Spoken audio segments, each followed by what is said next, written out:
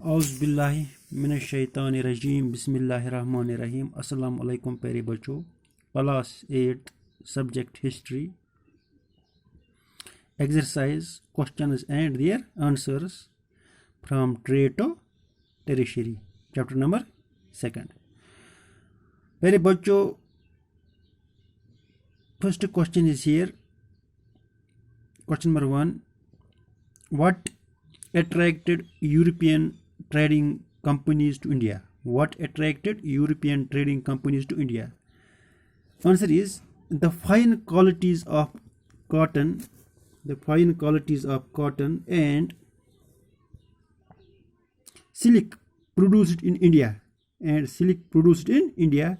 had a big market in Europe. यानी यहाँ पे क्वेश्चन है, यूरोपियन ट्रेडिंग कंपनीज को इंडिया आने के लिए कौन से फैक्टर्स थे, कौन से फैक्टर्स थे जिन्होंने अट्रैक्ट किया। यानी जो फाइन क्वालिटी ऑफ सिल्क और कॉटन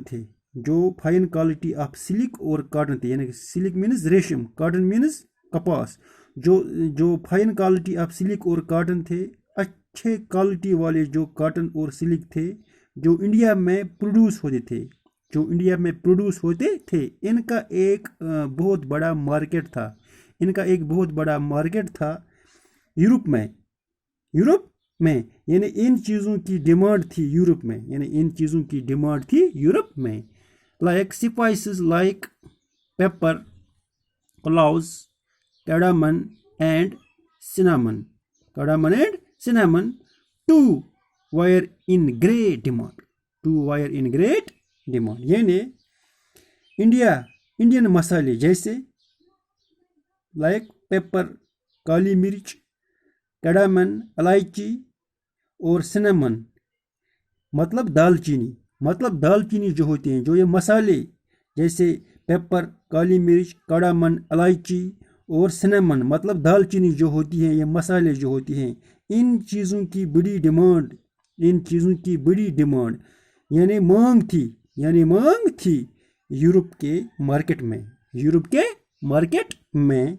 और यही कारण है कि जो यूरोपियन ट्रेडिंग कंपनीज थे भारत की तरफ अट्रैक्ट हुए। यानी these were the reasons that attracted European trading companies to India. Question number 2 is here. What were the areas of the conflict between the Bengal Nawabs and East India Company? What were the areas of what were the areas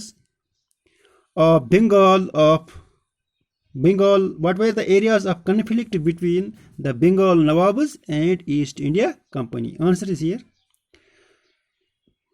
यहाँ पे question है, east India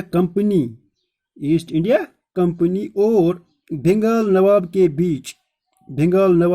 beach conflict के क्या reasons थे, इसके बारे में हम पढ़ेंगे। ठीक है।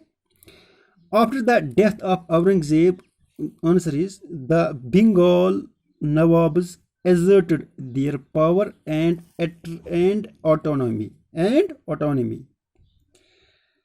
औरंगजेब के मरने के बाद, जैसा कि आप जानते हैं कि औरंगजेब जो है मुगल डायनास्टी का एक स्ट्रांग रूलर था।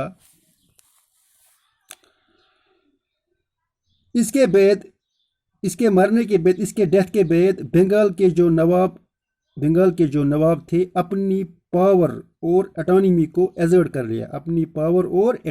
को एजर्ट कर लिया।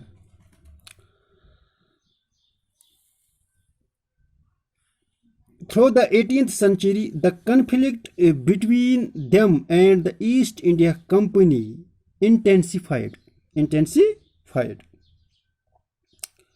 18th सेंचुरी के दरमियान जो है इस ईस्ट इंडिया कंपनी और बंगाल के नवाबों के दरमियान, 18th सेंचुरी के दरमियान जो है ईस्ट इंडिया कंपनी और बंगाल के नवाबों के दरमियान, नवाब्स के दरमियान जो कन्फ्लिक्ट्स थे वो काफ़ी इंटेंसिफाइड, काफ़ी हाई हो चुके थे, वो काफ़ी इंटेंसिफाइड, काफ़ी हाई हो चुके थे। The Nawabs refused to grant the company concessions, demanded large tributaries, denied it the right to mint coins, and stopped it from extending its fortifications. यानी नवाब जो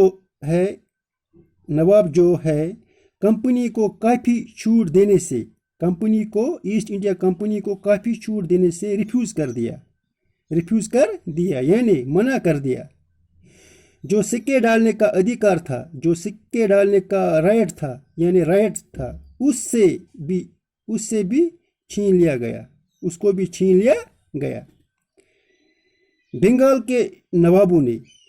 के नवाबों ने जो सिक्के डालने का अधिकार यानी राइट है, उससे भी छीन लिया गया।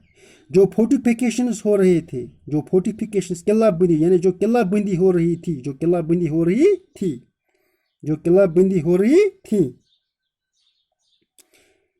यानी बंगाल के नवाबों ने स्टॉप कर दिया, बंगाल के नवाबों ने मना कर दिया कि वो फर्दर फोर्टिफिकेशन ना कर सके, They claimed that the company was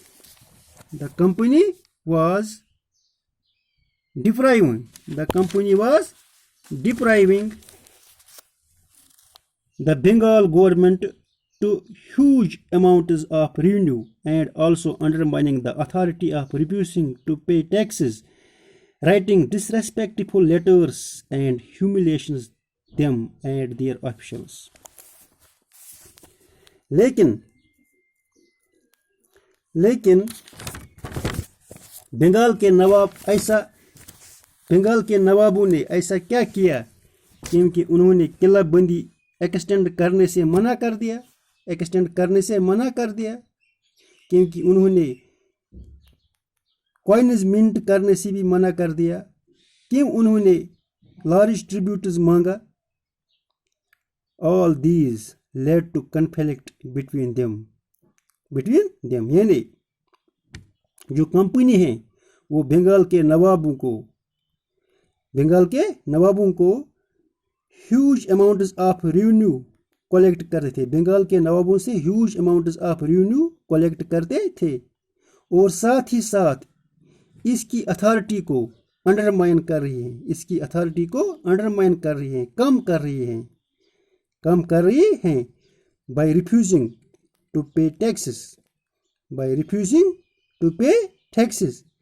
writing disrespectful letters, यानी disrespectful letters लिख करके, and humiliations them and their officials, और उनके जो officials थे उनको humiliate कर रहे थे, उनकी बेइज्जती कर रहे थे।